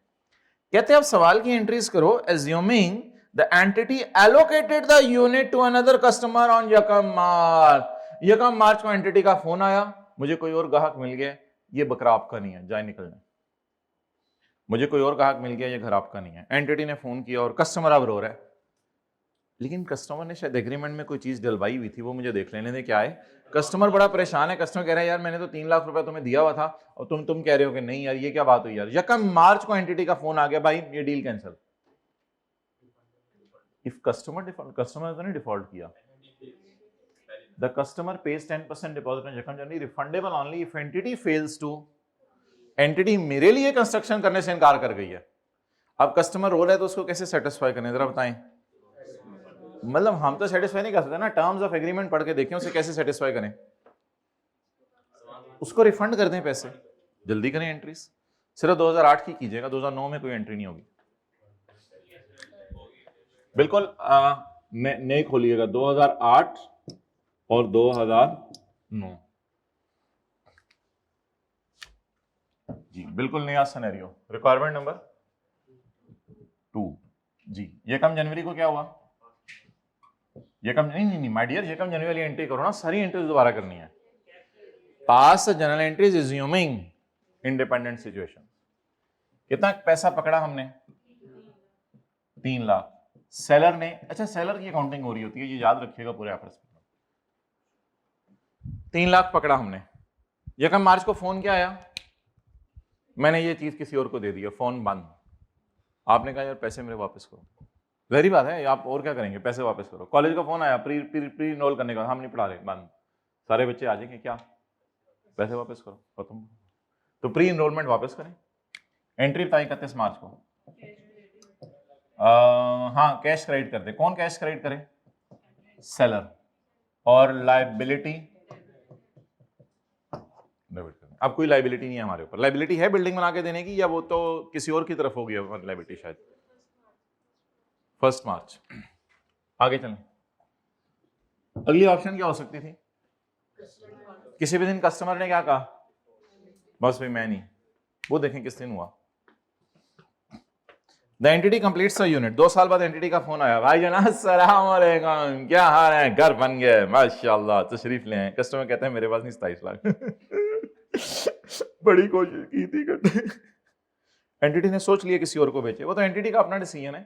फिलहाल आप एंट्रीज बता दें। 2 साल बाद जब आपने कस्टमर को फोन किया, एंटिटी कंप्लीट्स, इसका मतलब है हम 31 दिसंबर 9 को खड़े हैं। एंटिटी कंप्लीट्स का मतलब ये होता है entity completes but customer defaults. Entity ने कंप्लीट किया, कस्टमर कहते हैं मेरे पास कोई नहीं पैसे। अब सेलर थोड़ा सा परेशान तो होगा ना, थोड़ा सा तो होगा ना, 27 लाख आना था नहीं आएगा। हो सकता है उसने सोचा 27 लाख से आगे मैंने पेमेंट्स करनी है, मटीरियल खरीदा हुआ था, ये था, घर की फिनिशिंग करवाई थी जल्दी जल्दी कि 2 साल पूरे हो गए हैं, अब 27 लाख लेके हो सकता है उसने आगे पेमेंट्स करनी हो, अपने कुछ उधार पे चीज़ें नहीं हो। सेलर परेशान तो होगा, तो सेलर को सेटिस्फाई करें, खुद ना सेटिस्फाई करने चले टिश्यू लेके, मतलब एग्रीमेंट में देखें सेलर को सेटिस्फाई किस तरह करना है हमने।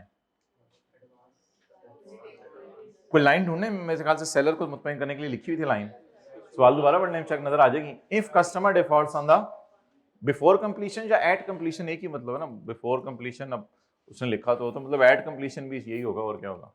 The entity only has the, entity कब्जा कर लेगी किसके ऊपर, सिर्फ 3 लाख पे कब्जा कर लेगी। अब डेट्स क्या डालेंगे जरा तीसरे सिनेरियो में सोच के बताएं, बोलें।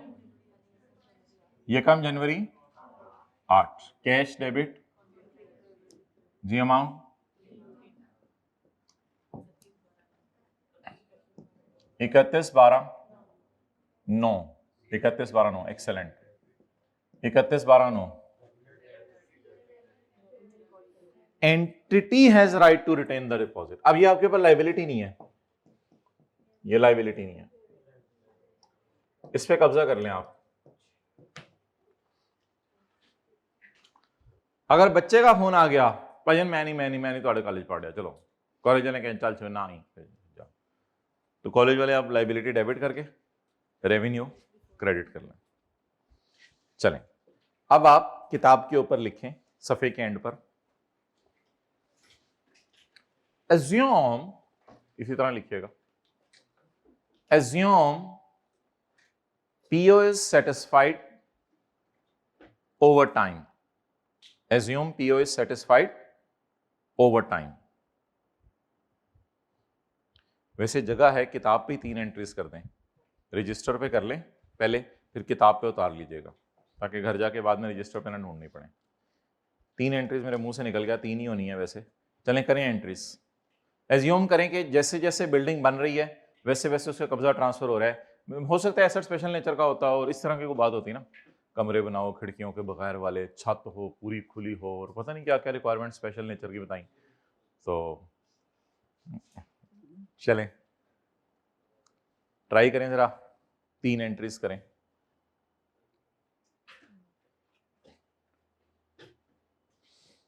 एज्यूम करें, क्योंकि ऊपर वाले डाटे में स्पेशल नेचर का असर नहीं था, लेकिन मैंने एज्यूम करवा दिया जबरदस्ती।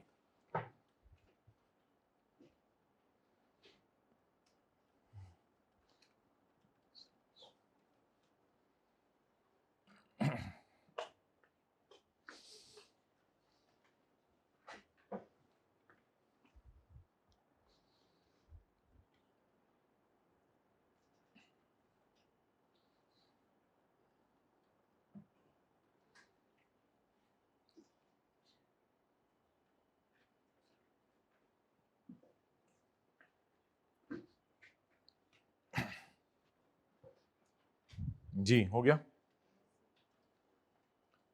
31 दिसंबर 8 की एंट्री आपको ने सही करनी चाहिए थी, 31 दिसंबर 8 की एंट्री में गलती नहीं होनी चाहिए।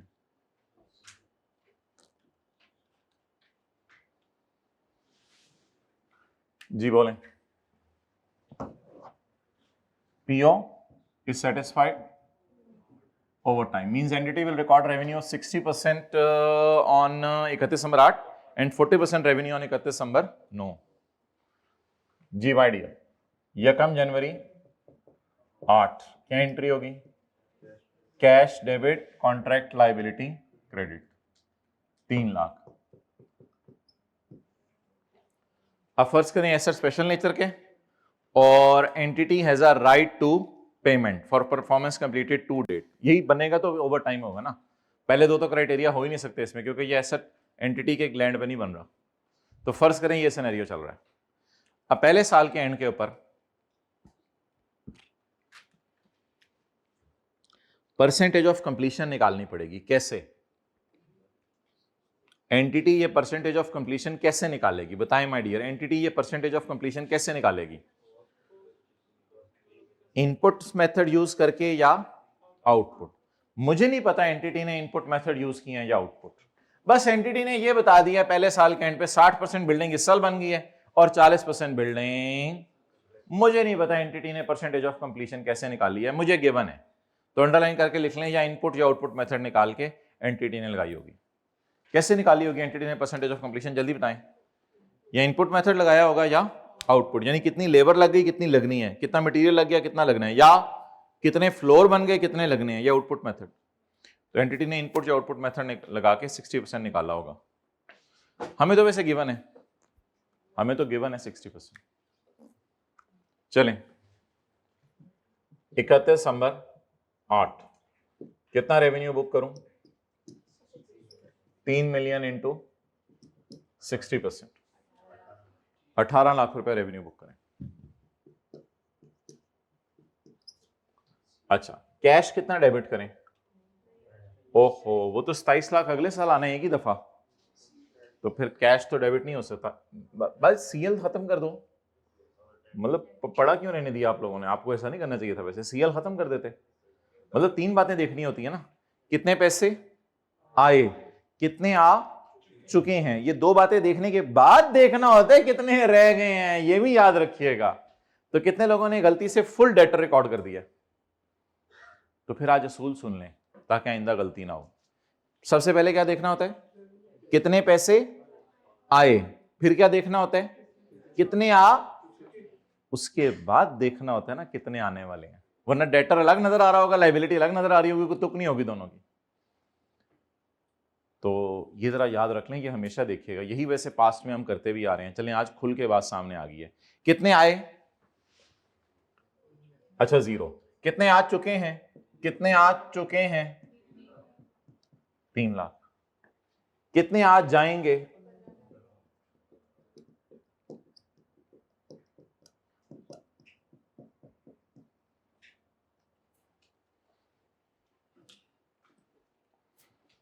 इस रिसीवेबल की जगह ना कभी कभी कॉन्ट्रैक्ट एसेट भी आता है। बहरहाल वो मैं एग्जांपल 6 में आपसे बात करूंगा, वो फिर देखेंगे। अच्छा 31 दिसंबर 2009 बोले जी, रेवेन्यू 3 मिलियन इंटू 12 लाख। अच्छा कितना कैश आया? 27 लाख। अच्छा कितना आ चुका है? नहीं भाई, 3 लाख आ चुके हैं, वो अकाउंट कैंसिल हो चुका है। आप बस एक ही एंट्री बैलेंसिंग आएगी, वो सोच लें क्या है? रिसीवेबल। तो रिसीवेबल को क्या कर दें? क्रेडिट कर दें। इसको हमने पढ़ा था derecognise the receivable. Receivable को डी रिकॉग्नाइज कर दें, खत्म कर दें किताबों से। जी कितने लोगों ने यही एंट्रीज की थी तीनों? ओके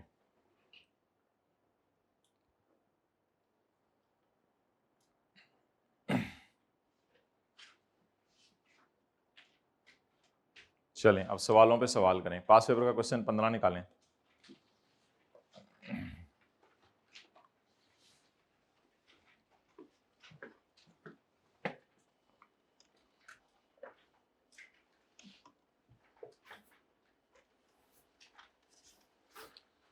पहले जरा रिवाइज कर लें पास पेपर क्वेश्चन 15 से पहले। बोले an entity shell record revenue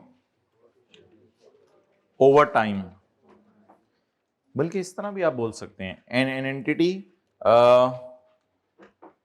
transfers the control over time and therefore it will record revenue over time. An entity satisfies a PO over time and therefore it records a revenue over time. बोले जरा, an entity satisfies a PO over time, and therefore it will record revenue over time if any of the three criteria is met. As the entity is performing, the customer is simultaneously receiving and consuming. The fact that other entity does not need to rework of work already done by old entity is an evidence that as the entity is performing, we are simultaneously receiving and consuming. आपने मेरा साथ नहीं दिया. I hereby repeat it for you. Revenue record करने over time. If entity is performing and the customer is simultaneously and consuming, the fact that another entity need not rework the work which is already performed by old entity is an evidence that customer has received and consumed the benefit. Second, if the entity is creating an asset, खुल के बात करूं, on customer premises, if entity is creating an asset on customer premises and customer is getting control day by day, हर दिन गुजरते हुए customer का control आ रहा है, तो फिर ये तो एंटिटी भी जाते हुए रेवेन्यू रिकॉर्ड किया करें ओवर टाइम. कुछ चीजें देखनी कस्टमर के एंगल से होती हैं, लेकिन एंटिटी फिर सोचती है अब मैं रेवेन्यू रिकॉर्ड करूं ओवर टाइम. और तीसरी चीज, entity is creating an asset, entity is creating an asset that has no use to entity. Either entity is contractually not allowed to sell it to other party, or it is not practicable for entity to sell it to third party because of its special nature. I hereby repeat it for you for your ease. Entity is creating an asset that has no alternate use to entity because either, वो जो डब्बे के अंदर सारी बातें आज पढ़ाई हैं, because entity is contractually restricted by customer to sell it to a third party, or it is not practically possible for entity to sell it to a third party because of its, and if the customer cancel the contract, the entity still has a right to payment for performance completed to date. Means the entity should at a minimum be able to recover cost plus reasonable profit margin. Okay, we are free today, so let's revise. If the entity is performing and customer is simultaneously receiving and consuming the benefits, the fact that another entity need not rework the performed by old entity is an evidence that the customer is simultaneously receiving and consuming the benefit. If the entity is creating an asset on the customer's land and the customer is getting the control day by day, it means that PO is satisfied over time. इसमें कोई इतनी तफसील नहीं है. Entity is creating an asset that has no use to entity. Entity is creating an asset that has no use to entity because entity is contractually prohibited to sell it to other, or it is a special nature asset. And if the customer cancel the contract, the entity has a full right to receive the payment. The right to payment means the entity at a minimum has a right to recover the cost incurred on the project to date plus reasonable. But if the entity has only a right to recover the cost, then second part of third criteria, ये जो second part है, second part of third criteria is not met. So all of these fail, therefore we will record revenue at a point in time. चलें जी करें पास paper का question number 15.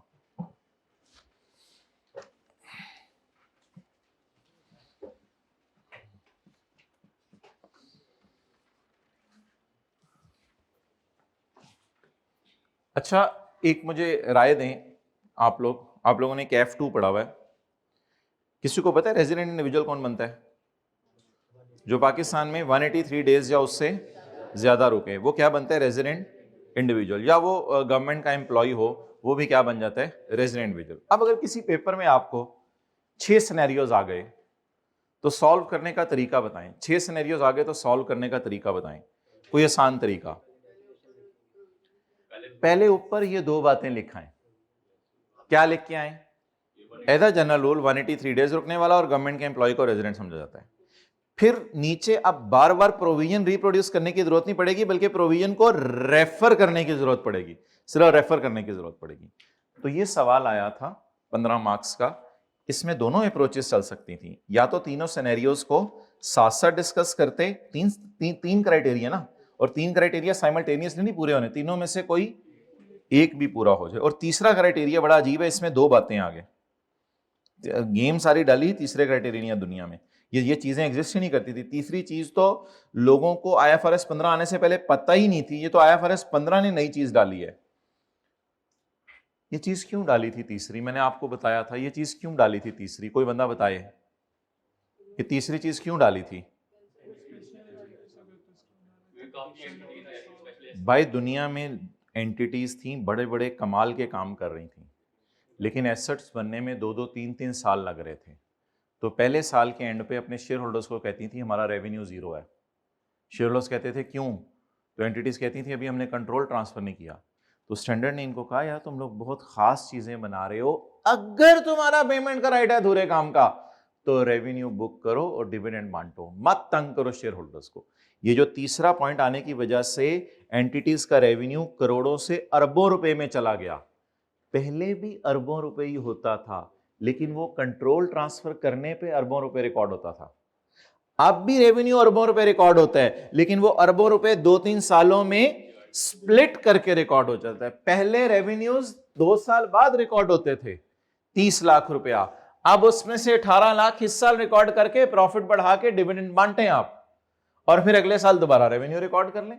पहले revenue record होते थे late, अब revenue record होते हैं साथ साथ हर साल के एंड पे, अगर तीसरा क्राइटेरिया पूरा हो। लेकिन स्टैंडर्ड ने बहुत ज्यादा प्रिकॉशनरी मेजर ली, उसने कहा अगर अधूरे पैसे लेने का हक है, और अगर नहीं है तो चाहे तो स्पेशल नेचर का एसेट बना रहे, तुझे रेवेन्यू रिकॉर्ड करने की इजाजत नहीं है।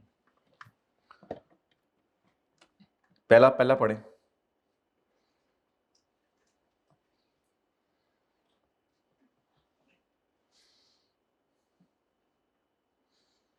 लो जी 8 नंबर का सवाल आ गया।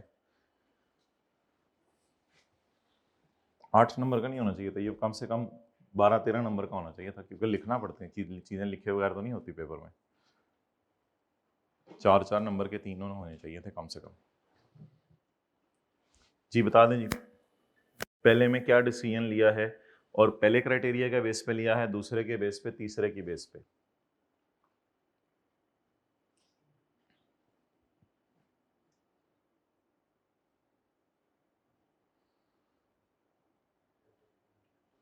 जी बताएं, पहला क्राइटेरिया, दूसरा क्राइटेरिया, तीसरा।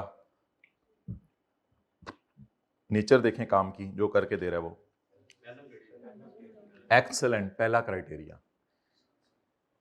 इस लाइन का क्या करें, इस लाइन का क्या करें, एक्सेलेंट, इग्नोर। ये जो पेमेंट का स्यापा है ना, परफॉर्मेंस कंप्लीटेड टू डेट, ये पेमेंट का स्यापा दूसरे सिनेरियो में भी नहीं है।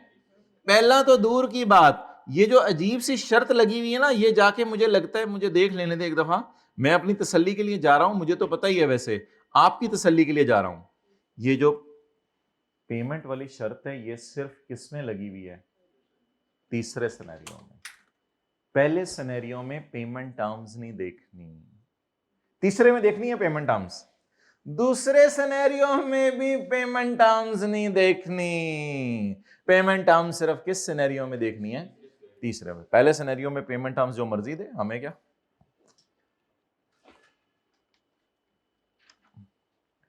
अल्फा एंटर्ड, अल्फा कौन है, entity. Alpha entered into contract with बेटा टू प्रोड्यूस, टू प्रोवाइड, अपने प्रेमिस में प्रोवाइड, तुम्हें प्रोवाइड करूंगा सपोर्ट सर्विसेज, बस बात खत्म होगी, आगे कहानियां उसकी सुनिएगा, बस सर्विसेज देनी है, support services, support services to beta for a period of for a period, for a मतलब कोई ऐसी चीज नहीं है जो लिफाफे में डाल के दे दें, आहिस्ता आहिस्ता देनी पड़ेगी, for a period of 1 year. तो दो बातों से पता चल रहा था कि ये सर्विस कॉन्ट्रैक्ट है, ये गुड्स नहीं बिक रही।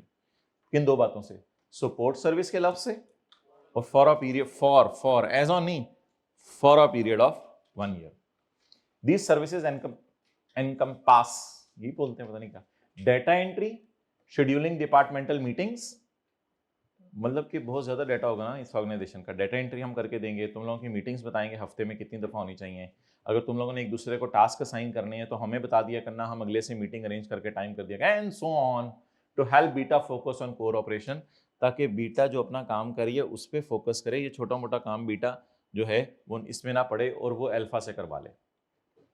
Alpha is not entitled to any amount if 1 year period is not completed. इस लाइन को छोड़ने पर इससे कोई फर्क नहीं पड़ता, पेमेंट मिलनी है नहीं मिलनी है, 1 ईयर कॉन्ट्रैक्ट, ये चीजें कब पढ़ेंगे, अगर कभी पढ़नी पड़ी तो तीसरे के अंदर पढ़ेंगे, ठीक है। आप पहले मेरी तरफ से जवाब सुन लें। आप पहले जो है वो 12-13 लाइनें छोड़ दें, उन 12-13 लाइनों की हेडिंग जरा दे दें। 12-13 लाइनों में क्या लिखना है, पहली लाइन लिख लें जरा, a performance obligation is satisfied over time, नहीं पहली लाइन से लिखना शुरू करें, पहली लाइन से लिखना शुरू करें। A performance obligation is satisfied over time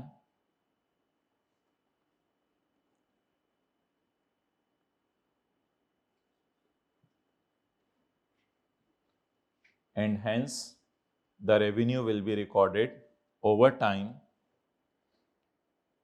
A performance obligation is satisfied over time and hence a revenue will be recorded over time if, अब if से आगे घर में क्या लिख के आना है, यहां से यहां तक, यहां से यहां तक, ये तो डेढ़ लाइन ही बन रही है, इसमें भी फॉर एग्जांपल काट दें तो एक लाइन बनी, और वहां से वहां तक ये तकरीबन 2 लाइन बन रही है, ये लिख के आना है। तो इसके लिए कितनी लाइनें छोड़ दें आप लोग, 7-8 लाइनें छोड़ दें, तो ये सारा आप लिख के आ जाएंगे कि ऐसी सूरत में रेवेन्यू रिकॉर्ड करना है ओवर टाइम, मतलब ये कॉपी पेस्ट हो गया। अब आप लिखें हेडिंग नंबर 1, रोमन्स में नंबर 1, यहां से फिक्रा उठा लें, customer simultaneously receive and consume benefit for the services provided to entity as entity performs. तो लिखें in first scenario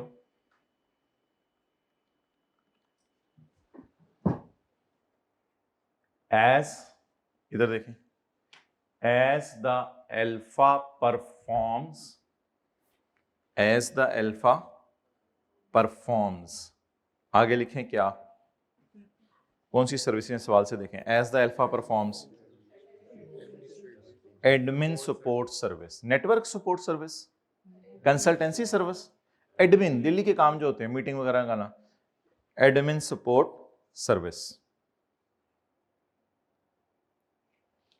the customer date is कौन, the customer date is beta is simultaneously receiving and consuming the benefit, the customer simultaneously is receiving and consuming the benefit of service performed, of service performed। अब इसमें थोड़े से number लेने के लिए logic लिखाया करें, लॉजिक कोई हाथ खड़ा करके बताए, मैंने एक लॉजिक बताई थी आज डब्बे में डलवा के, एक लॉजिक अभी बताई थी एक, हाँ, द फैक्ट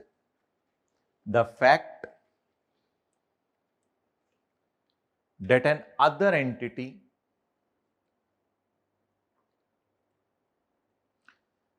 क्या लफ्ज लिखा था, नीड नॉट रीवर्क, हाँ, the fact that another entity need not rework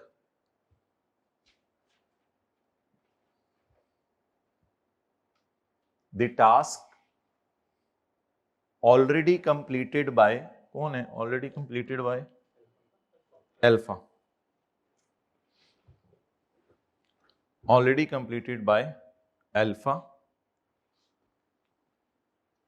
is an evidence that customer is, बोले,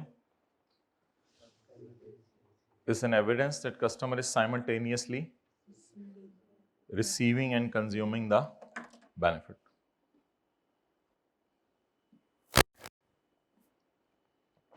दूसरा कार्ड पड़ा हुआ है. So कौन है, अल्फा है beta entity? So alpha will record revenue over time.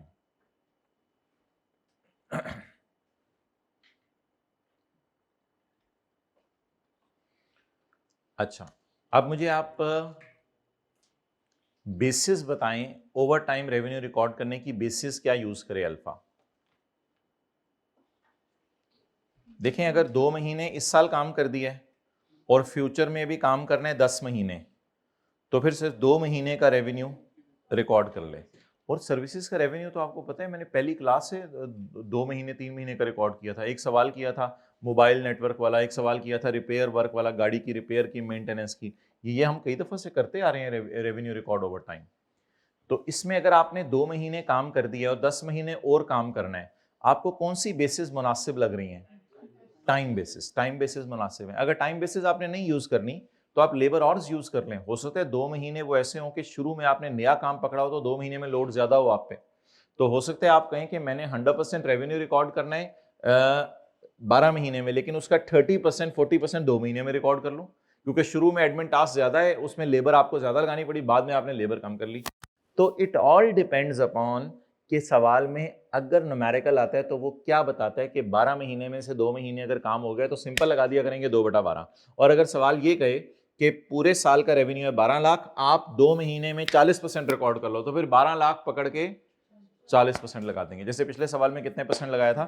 60%. Done. अगला पढ़े. कितने लोगों ने पढ़ के समझ लिया अगला? जी गुड.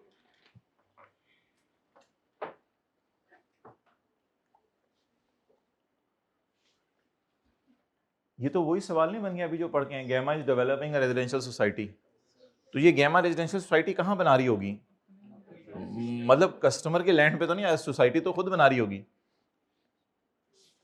तो gamma is developing a residential society comprising identical villas. Delta कौन है? Customer. Delta enters into a contract with gamma to buy one of the villa. एक विला मेरा, ठीक है.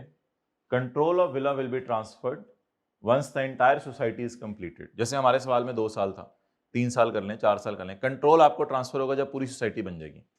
अच्छा, यहां पे रुक के जरा पहले 2 स्टेप लगा दें. जैसे जैसे वो विला मेरे लिए बना रहा है वैसे वैसे मैं विला खा रहा हूं. साइमल्टेनियसली रिसीव एंड कंज्यूम नहीं है.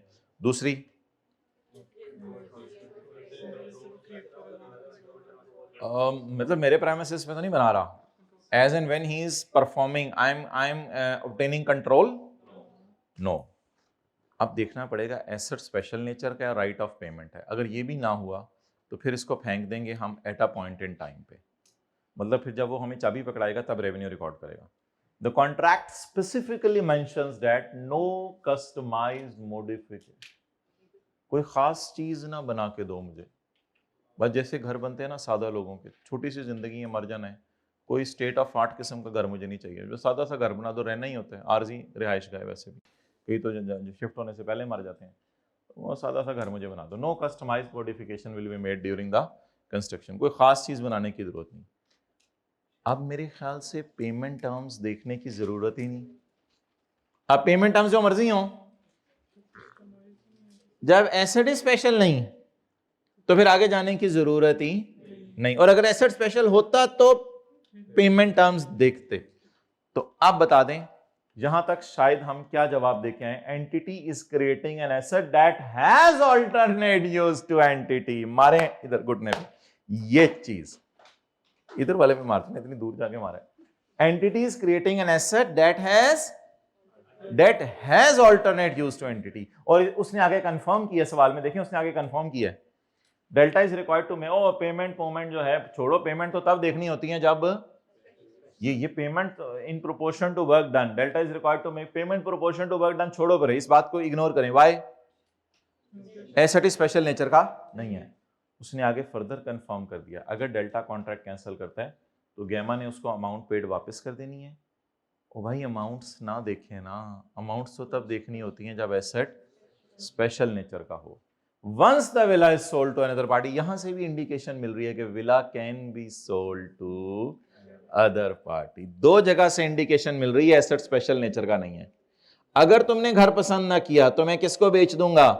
अदर पार्टी को। No customised modification. ये दोनों बातें इस चीज का क्या सबूत हैं कि this asset has an alternate use for entity. This asset.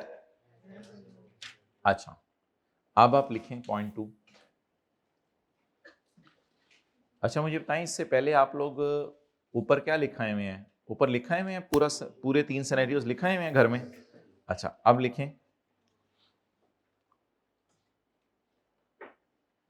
the first criteria in this scenario where gamma is developing a villa for delta,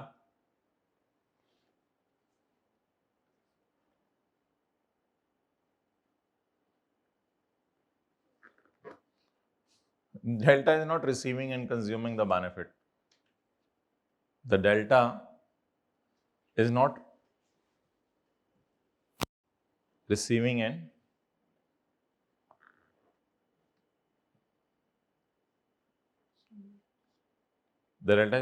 consuming benefit as gamma is performing, and gamma is not creating an asset,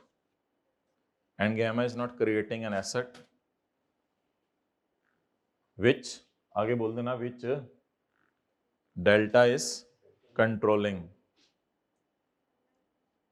Gamma is not, ये देखें ना, ये देखें, gamma is not creating an asset which alpha is controlling. वहां which delta is, gamma is not creating an asset which alpha is which delta is controlling. So first two criteria are not met.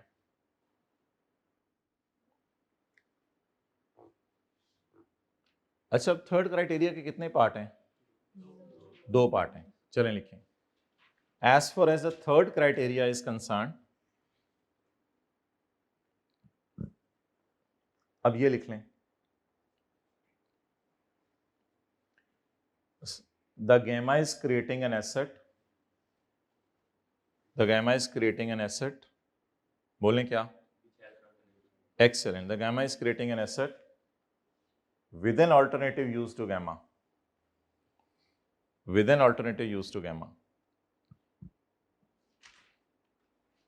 Therefore,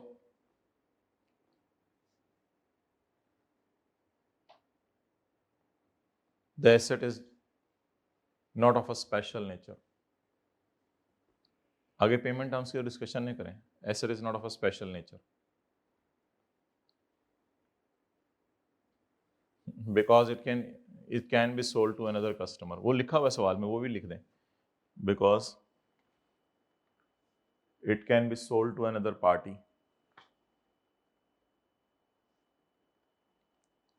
So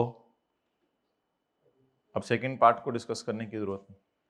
So all of the 3 criteria are not met. So any of the 3 criteria. तीनों में से कोई एक भी पूरा नहीं हुआ. So any of the 3 criteria is not met.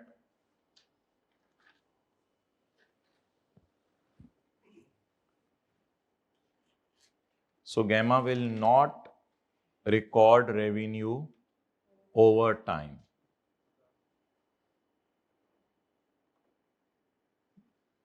But